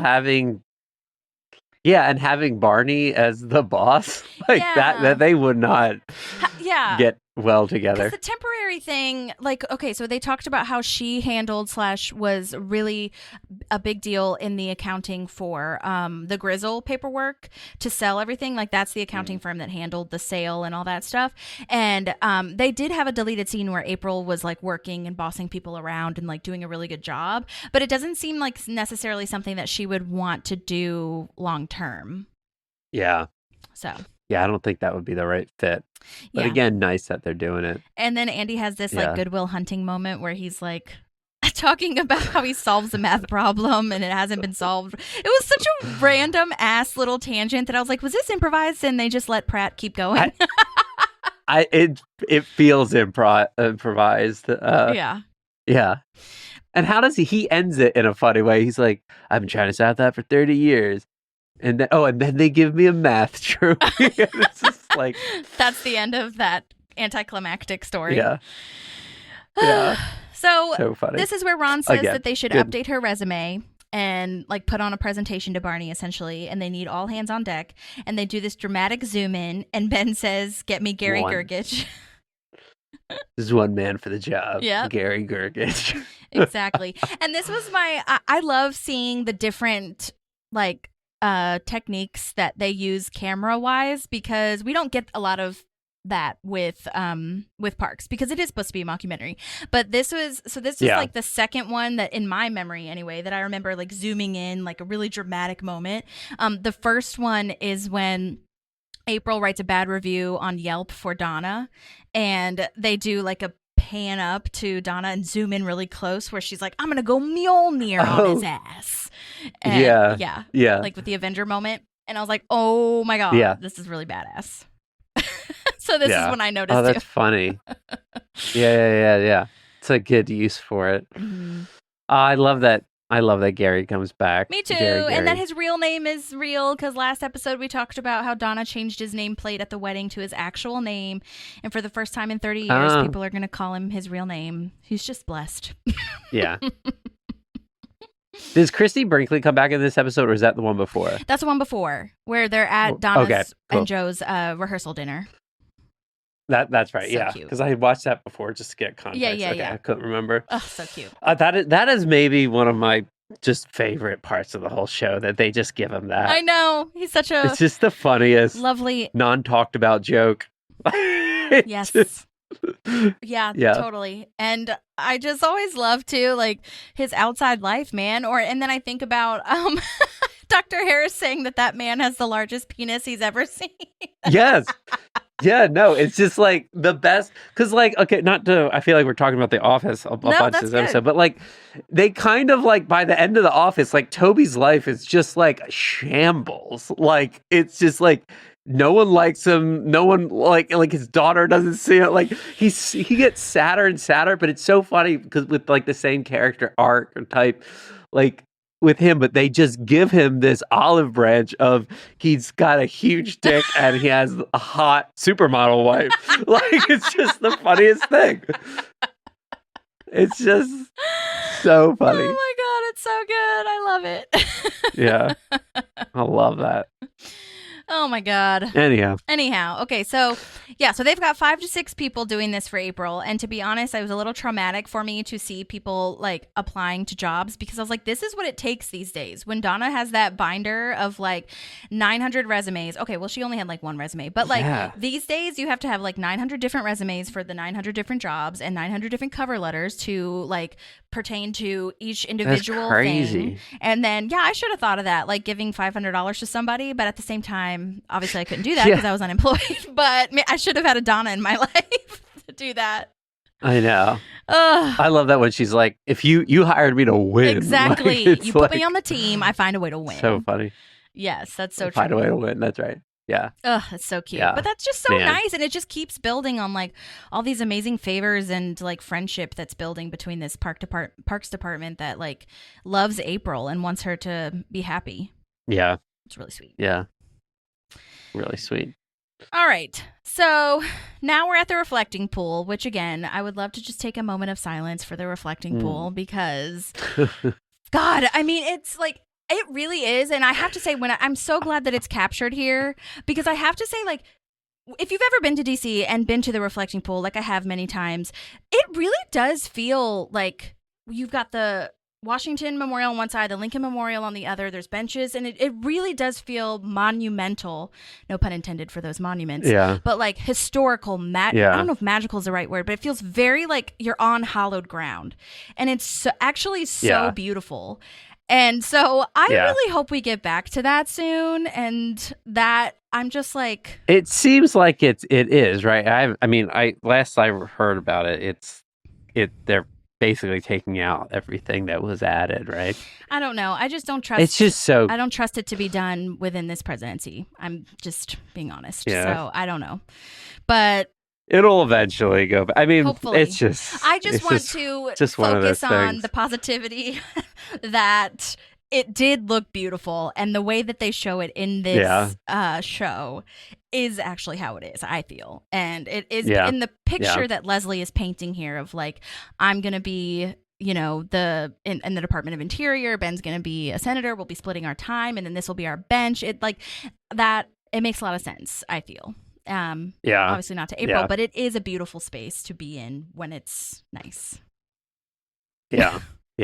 No, I agree. Yeah. This is a nice moment for them. Yeah, when I was in high school, I'd like to go back. We should actually go back since you're there and do it. We've been talking about doing a trip. Although I'd like to see it when it doesn't turn fucking green. No, but just to do everything in DC. Because, I only did it like as a high schooler. So I'd probably get a lot out of it different now. Yeah, so. It's totally different. Yeah. It's nice. Anyhow, so let's see. April and Leslie are now on their bench. Leslie's painting that picture. She's being super, super overwhelming because now she has a whole other 5-year plan. So now April needs a new 5-year plan. And she's just like going through with all this, assuming that April wants this. And like, this is the part of Leslie where it is a little steamrollery because Leslie just kind of assumes that April wants this. She doesn't even ask her, like, is this something that you'd be interested in, like, staying with? And, like, to a certain degree, I get it, because why wouldn't April if she hasn't said anything up to this point. But it's a massive move to DC, to not even ask, like, is this something that you'd want to move for? You know what I mean? So it's interesting to watch this play out. Yeah. I know. No, no, I think Leslie just like assumes a lot of big things that people are just like going to be totally on board with. I know. And, but I guess it kind of works out. Mm-hmm, it does. In the end. Yeah. And I like this joke that she has a local binder maker on retainer in DC and that the binder's like hot from just being made. She loves a binder. I know, she does. Or printing of anything. Right. Yes. All the organizational things, color coded. Yeah. Yeah. I was thinking about that. I was like, she must just like not sleep. Like even just like April's binder. I was like, yeah, that would take like so long. Like just I know. Like it's crazy. We've talked about that a lot. Like Leslie's sleep schedule is messed up. It has to be. Yeah. And she has kids. Yeah, exactly. Yeah, so now she's used to it. But it is sad because Leslie really is so happy, and she just does want April to be happy. Like, she wants to give April everything, and to her, this is like a nice thing for her to do, but she doesn't really understand how overwhelming it is. And so April finally can't take it anymore and is like, I don't want to work in government. I'm quitting. Like, I can't do it. And it kind of comes out really surprisingly, and obviously Leslie's taken aback, and April says she doesn't even know if she likes government or national parks or any of this. And that, to Leslie, I feel, after all of this, hearing that you don't want to work in government or that you might not be interested in parks is like such a slap in the face to her, I feel, because she can't like process it at this moment. And it really made me laugh when she's like, my Ben's been helping you? Well, we had a good run, but he's dead to me now. My Ben. Ben Wyatt, my Ben. Yeah. There's a couple times where she kind of does that joke in the show. She does like, I forget who else she does. Maybe she does it about Ron, where she's like, Ron Swanson, and they're like, yeah, we know Ron. Or I love when she does that. Yeah, totally. Like, there's no way. You have to explain yourself. That's not the right one. There must be a different Ben. Yeah, and also when she's like on our bench, right? Like, exactly. Like this is like this years-long tradition, and not like 20 seconds. Totally. Oh my god. Love it. Yeah. So then this is where we go to the Lincoln's Waffle Shop with Madeleine Albright. This is a real place, by the way, and I really do intend to go there because it's... You should. I will, yeah, and I'm going to take pictures and it's going to be fantastic. But on their website, it's actually so hilarious. I don't know if this was the owners or whatever, but it goes, legend has it, Abraham Lincoln was a regular at Lincoln's Waffle Shop and ordered the waffle with scrambled eggs and bacon every day as he was adamant on the idea that breakfast is the most important meal of the day. Okay, the Abraham Lincoln story may not have happened. But breakfast is still the most important meal of the day. Since we opened in 1965. No, but literally, Sean, that's so funny you said that because I literally looked up, like, when did this open? And it was 1990. That makes it even funnier. Oh, my God. Yeah, so funny. And then it continues. That's funny. Yeah, but breakfast really is the most important meal of the day, so why not enjoy it at Lincoln's Waffle Shop? Come enjoy some food and share a laugh in our unique U-shaped counters at Lincoln's Waffle Shop. So I'll post that in the show notes if anyone is interested in going or meeting me there. Yeah. Well, if we get to DC, we should go. Yeah. I'd love to do that. We will. And I'll put that on the list. I'll find a tour somehow. It won't be the lamppost tour, but it'll be a tour. Yeah. I can't believe that they got Madeleine Albright. That's just like amazing. It's so beautiful. Yes. And and she's good. She's so like a cute. good actress. Like, yeah, so cute, so good. We get a mention of Anne, which is really nice because that means that Madeleine Albright has really been talking to Leslie through all of her life changes. Which is funny because they've only had lunch 6 or 7 times or whatever. Yeah. And it's like, oh, they know a lot about each other. And like, they must have been deep lunch. Yeah. I mean, maybe they called each other. But it is funny, like the amount of information. Yeah. And Madeleine Albright makes a really wonderful point and says, like, they've had lunch 5 times, it says, and it's because Leslie wore her down until she agreed to become friends. And sweet little Madeleine is like, well, sometimes you forget about people's feelings. Like, you literally ate my waffle. Yeah. I know. And has taken her pin, her Madeleine Albright pin, which is so funny. Yeah. I was wondering if that was actually Madeleine Albright's pin or just like a prop pin. I bet you it's hers. I think it's hers. I bet it was hers. I didn't look it up, but I would bet on that being real. Yeah. Ugh, yeah. So funny. Was this the only episode she was in? She wasn't in the first one, right? No, she wasn't in the first one. Okay. I think this is her only episode that she's in. But I do like that they bring her back and like they're on the phone. And so, yeah, she calls her anytime she has, issues or whatever. Yeah. But there is. I wonder if she watched Parks. I know. I wonder that too. I hope that she did. If she knew what the show was. Yeah. I know. It's funny. Because you just, somebody like that, you're like, oh, wow. Well, and it's really cute because they're bringing. I'm sure they did this on purpose. I always question whether they do things on purpose, but I feel like they do because they're just so well thought out. But like they're getting the people on the show that she has on like her inspirational women like board or whatever. Yeah, like in the Louis C.K. episode, right? Yeah. Because isn't she on the thing? And so is Barbara Boxer and some other people that I don't think we got. And then that's where, and it wasn't just that episode, but it was like when she's in city council and she has her like framed pictures of everybody and her own pictures on there. And she's like, I'm not ashamed to admit that I sometimes inspire myself. Yeah. Oh, that's right. Yeah. It's cool. But yeah, I mean, even if it's just like they're white whales, they just put it out and they're like, we'll get her one day. Let's, so it's cool that they did. And they've been to DC before, so I'm sure they made some connections. And so shooting this in DC, if they're there, why not already, like, I don't know, why not ask somebody? Yeah. And by this point, just hearing the guest stars, like, it's such a well-oiled machine that they know exactly how long to plan for everybody being on there. So it's not like they're a regular guest star where Madeleine Albright's waiting around for like 5 hours to shoot her scene, So I can see that. She probably came in, did her thing, got out, left. Yeah. There is a really funny blooper actually, which I don't know if like this whole scene was improvised or what, but it's a scene between the same scene on the blooper reel between Madeleine Albright and Amy Poehler, and I just want to play it. It's really cute. What is going on with you? We will get to that later. I have to go now. So, Washington, you could care less how I feel. You're my friend. You're mine forever.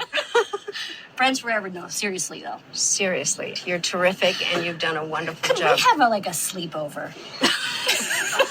How many people can we bring? I think that's so cute. Oh, that's funny. That is cute. But wow. See, that makes me wonder, that's like, cool how that much they was scripted. I know. That's cool that they were just like, no, we're gonna riff like with Madeleine Albright. Maybe the whole thing was scripted. I mean, I guess when you're playing yourself and you're like a public figure, you're pretty good at playing yourself and just those talking. type of things. And Amy is so good at being Leslie at that point. So, just good at improvising in general in character. So, oh my gosh, what a dream though. I can't imagine. I'd love to ask Amy Poehler how it was being with her, and like, it just sounds fantastic. Yeah, it's a cool one. Yeah. Okay, so Craig says that April's resume is done, and there are binders of her accomplishments, pictures of what she's done, and then again, this is the Donna moment, $500 just in case you want to go the bribing route, and I do love Donna so much in this moment. It's very cute. And of course, Gary did all the paperwork. Very cute. Yes. And then I was gonna say, I love this hierarchy between like Craig, Donna, and Gary. Like Craig asking Donna to dinner and then not being interested, so he goes to Gary, and then Gary's like no. Or no, Craig says no to Gary. I'm busy. I have plans. Oh my god. So funny. It's so good. I just love how obsessed Craig is with Donna though. Like that was from the very first episode. Yeah. Does he come back at all at the end, or is this it for him? Who, Craig? He must be in it again. Yeah. Oh yeah, Craig comes back a couple times. Yeah. Okay. Mm-hmm. Okay. So Andy doesn't think it's enough that this plan is going to work. Essentially, these resumes, the money, all that stuff. So this is where his plan comes into play. And poor little Barney in his car, this firework bombing performance, which is like really scary, and oh my god, which is insane. Literally, it's just like insane. A felony. Yeah. This is like one of those moments with like, it's like, Andy, like, you're not this dumb. Like, to put them, I mean, can you imagine in a dark parking lot, somebody coming up with a mask like that? I mean, you were like, I'm going to die. Like, this is where I die. This is it. Especially and with then he like throws the a shots. firecracker. I mean, oh my god. Yeah. Like the big and he bomb. throws a firecracker in a car. Like, it could explode. Oh, Andy. Hey. Oh, Andy. It's awful. Andy. And then he chants USA. Nope, not the vibe. Nope. No. No. That would not go over well in this day and age. That's all I have to say about that. No. Yeah. Or back then either. I mean, not that it went well back then. No.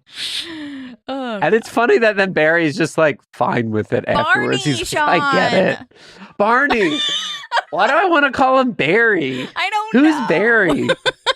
Barney. Okay, Barney. Well, Maddie called him Bernie, so.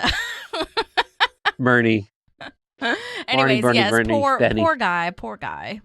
Yeah. Ugh. Okay. Moving on. Okay, so Leslie is meeting April now, and Leslie says sorry. She needed time to process. She just wants her friends to be happy. And this is where I'm like, oh my God, this is so reasonable, like so showing growth, because she's just not taking a long time to really recover. And I really appreciated that. Yeah.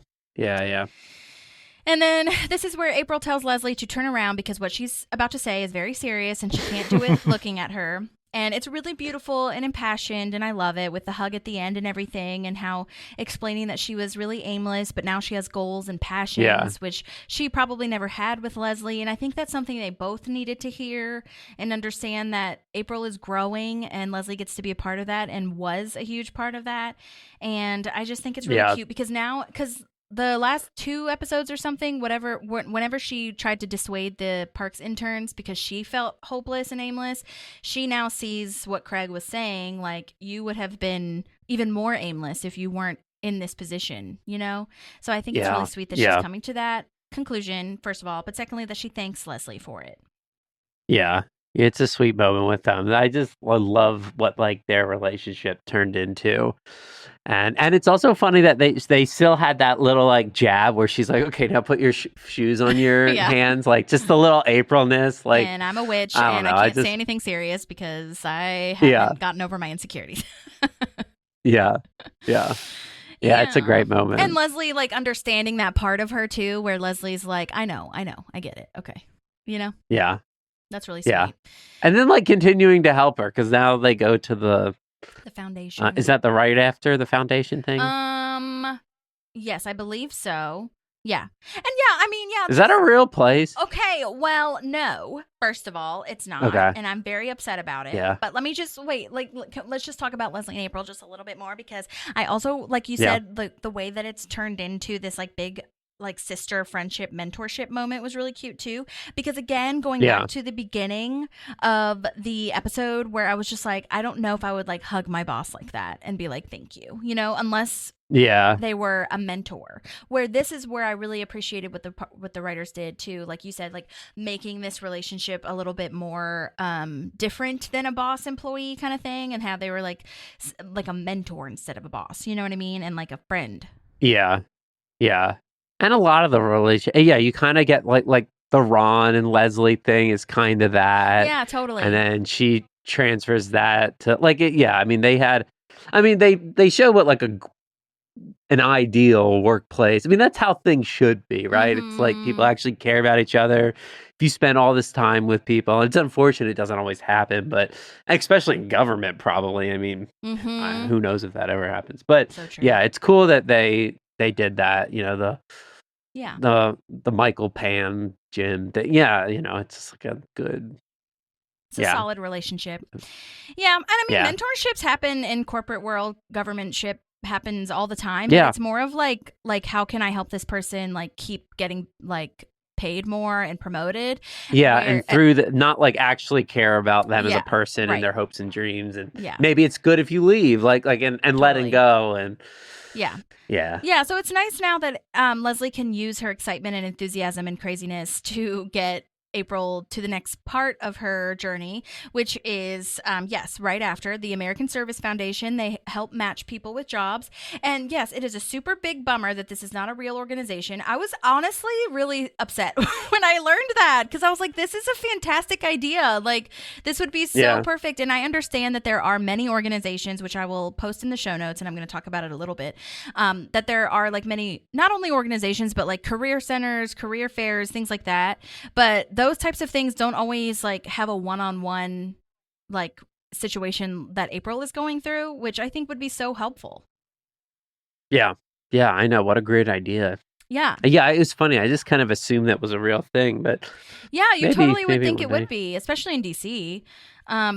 But Yeah. anyhow, so the most similar organizations that I found are called the Foundation for American Service, which is a real nonprofit that provides financial literacy and emergency hardship support for veterans, healthcare workers, and essential personnel. So that's one. And then the second one is AmeriCorps, which that's true. But it's a federal agency that coordinates national community service and public serving career pathways. So like it can help you get to your next place, but it's not the same thing as what April's doing here. Yeah. And then the last one that I found is called America Service Commissions, which is a nonpartisan network representing state-level public service and volunteer programs. And that's the other part that's a little bit different about what April is doing, because all of these programs that I found are more so if you're looking to get into the federal pathway as opposed to like secular or non-partisan, that kind of thing, like corporate world, if you will. Whereas I feel like the organization that April meets with is like kind of expanding your whole network. I mean, they don't outright say that, but it seems like that's what it is. So I don't know. Yeah. But I mean, those programs are great too. So I'll post those as well. You never know. Yeah. Where you're going to find inspiration. Yeah. So she introduces April to Alyssa to help her out. Alyssa Shanes is the full character name, played by Liz Femi, who has been in a ton of stuff, a lot of cool looking shorts, the show Love, which I really like that show. And she did a great job with this throw pillow scene. Like, so I like the way that Alyssa says, like, oh, I'm well aware of Leslie's enthusiasm. Yeah. Yeah. She's like this crazy lady again. Oh my God. Because apparently they wanted to place people in the national parks. And so Leslie thanked her. And this is that thing where she's like, I need to make you a new one. And this is... you changed your hair. You changed your hair. So now I got to make a new one. So now we're on the phone with Madeline Albright. Leslie's eating all the candy because she's super stressed and they're taking forever. I honestly, like, when she came out and said that she was, like, ready, I was like, that was so fast. I would have assumed that this would have taken, like, a week or, like, more of a process or, like, you know, we make a schedule for you to come back and discuss more. I did not expect this to be like, okay, I know what I want to do now. Yeah. But that's good. I guess we have 21 minutes, so we got to get going. That's true. Very true. We don't got the time. Yeah. I mean, that's the idealist in TV world, right? It's like, oh, no, you go in there, you find out what you want to do for the rest of your life, and then figure it out. They go and accept you. Yeah. But it is nice that then she asks her, she wants to mull it over with her and talk to her about it. Yeah. And it shows more in that depth of that relationship where she does value her opinion and she wants her approval or her advice. And, right. You know, yeah, totally. Nice. So this is where, again, we learn that she wants to work at the foundation. She wants to help people find what they want to do and send them away. And Leslie is really supportive and she loves it. And you can kind of feel April like have a sigh of relief of like, oh, yay, okay, you like agree and like want me to do it. And yeah, she wants Leslie to help her. But I just love this moment where, again, I think it's a Leslie growth moment where she's like, April, you don't need me. Like, you can get this on your own. And like without my help. And obviously I'm going to pick out your outfit, but like you can do this. Yeah. Hold some mock interviews. Yeah. Yeah. And it's a good growth thing for them. Oh, it made me like so emotional because I felt like when I was watching it, I was really seeing people grow in real time because just from where we started to here is so different from how they would have handled this situation prior. And it's just really beautiful. So I was like, oh my God, that's so cute. And April can do it. She can. Yeah. And sometimes that's really like the part of mentorship that means the most, or like part of friendship that means the most, is really just having someone in your corner saying like, you can do it. You don't need me, but you can do it. Because if you're the only one saying like that you can do it, sometimes it's hard to believe. Yeah, for sure.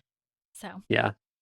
Nice moment. This episode is just full of so many like good little moments. It's just a good like culmination of what Parks is. Yeah. It's really special. But anyway, so now we're with Andy again, and Andy says that they think they found the perfect job, but he messed it up. So Ron and Ben are trying to fix it, and April finally tells Andy that she found her job, but this was before Ron and Ben went over to fix what Andy did, and they made this huge deal of making this presentation that they all put together. And it looks like they're saying sorry for Andy's actions. And then Barney, again, gets the brunt of not only his car being blown up, but him having to be disappointed again and again, not by Ben now. I know. And now by April. I know. That poor man. He can't win, and he's not going to win. I know. Unfortunately. And what's funny is that he, like, needed some convincing. Like, they did have to like wear him down and to be like, okay, Yeah. you know what? If her friends are working this hard to get her a job, like there must be something great about her. And Yeah. and then Which they're just like, adds so much more to the joke. Yeah. Yes, like never mind. Oh. Sorry. Poor But Bart. yes, we Yeah. will definitely keep an eye out for how exactly the job plays out for April, because I don't remember. Yeah, I don't remember. I don't remember if they move with them or did they stay in Pawnee. Yeah. I think they move. They Because moved. they Yeah, babysit. that sounds right. Because I think Leslie That's right. babysits and stuff for her, and I do think That they sounds go. right. I know Leslie goes back and forth because and Ben does too because of working in politics and stuff. But yeah, so I Yeah. mean, fun like BTS for the podcast. I don't watch Parks and Rec unless I'm reviewing it. Really? Yeah, I don't know. It's a weird thing that happened when I started the show, and I Yeah. don't really Well, I get don't have that. it on in the background anymore. And I'll watch it like if I feel like it or if there's something that I need to. I do watch episodes that I've already previously reviewed, just because I'm done with that. But I also I know myself and how stressed I can get, and so stress is not the word. Like how Well, your brain will start turning on, and you're Right. like, well, no, I got to talk about this, or Yes, like, yeah, that's I get correct. that. That I is what I wonder meant. when you're done, like, if you'll not watch it for a second and kind of let it go a little bit, and then be able to come back and watch it with a new kind of just perspective, or just as a fan again, or just Yeah. for fun. I wonder that too. I wonder. I don't know. I think it's interesting too that like Office Ladies, they've been doing like double watches. Like they'll go back to an episode they already reviewed and we're like, we missed this, this, and this, and I just want to talk about this. I don't think I want to do that, to be completely honest, unless there's something that is like really prominent that I missed or want to talk about. But Yeah, that seems like a lot. also they're getting paid, so a lot lot of money, Yeah. I think, And- to do yeah. it. And they have a team, so Yeah. I don't know. But that's not to say Yeah, that yeah. I don't love doing this, but it's just, it's something. It's different. It's a little Yeah. different. So anyways, Yeah. but Well- that's the end of the episode. Ending with poor Crazy. Barney. Poor Barney. Mm. Yeah. So we have, I think we have 4 episodes left, 5 technically, if you are thinking of One Last Ride, which is the last episode being 2. But yeah, let us know if you have any questions. Don't forget to rate, review, subscribe, all that kind of good stuff. Thank you, Sean, for being on. I very Yeah. much appreciate it. Yeah, well, I just want to say I'm very proud of you for sticking with this and doing it and putting as much effort in. I know a little bit of how much work you've put in, and You do.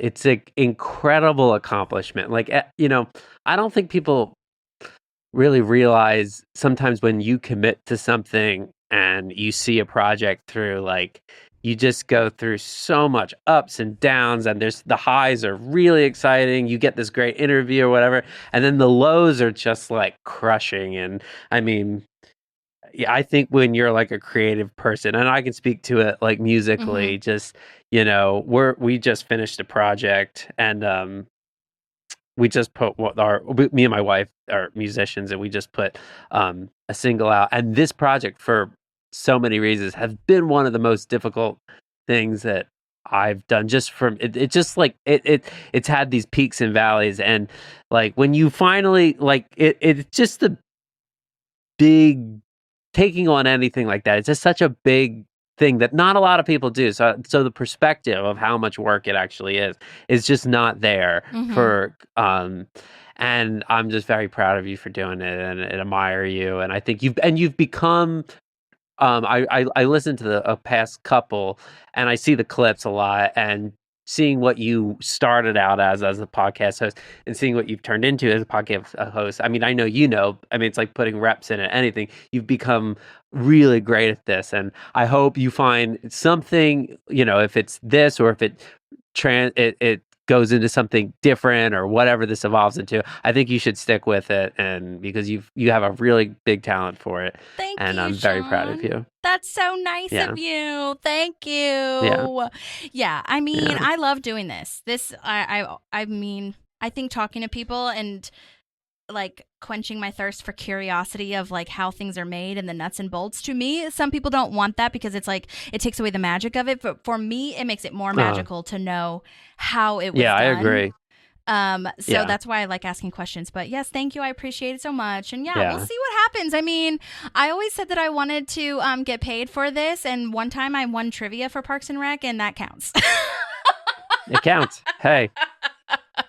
Yeah, maybe that's what you need. You just need to do like a state circuit of just Parks and Rec trivia nights and just like clean up. Yes. Just start like, because like, who else would? I mean, I know. If you just walk into a random bar, I mean, I would bet money that you would win. Oh my God. Honestly, that would be so fun. And now, because it's so funny because some of the trivia things that I got wrong were things that I hadn't reviewed yet or episodes that I hadn't reviewed yet. And so now I think I can do it.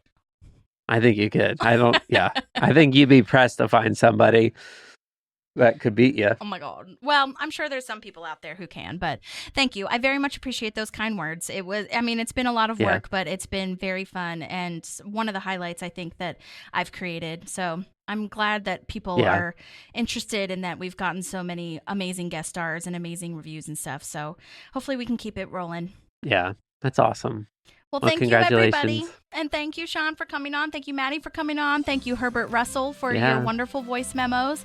And we'll see you on the next one. Bye. Bye. Okay. Bye.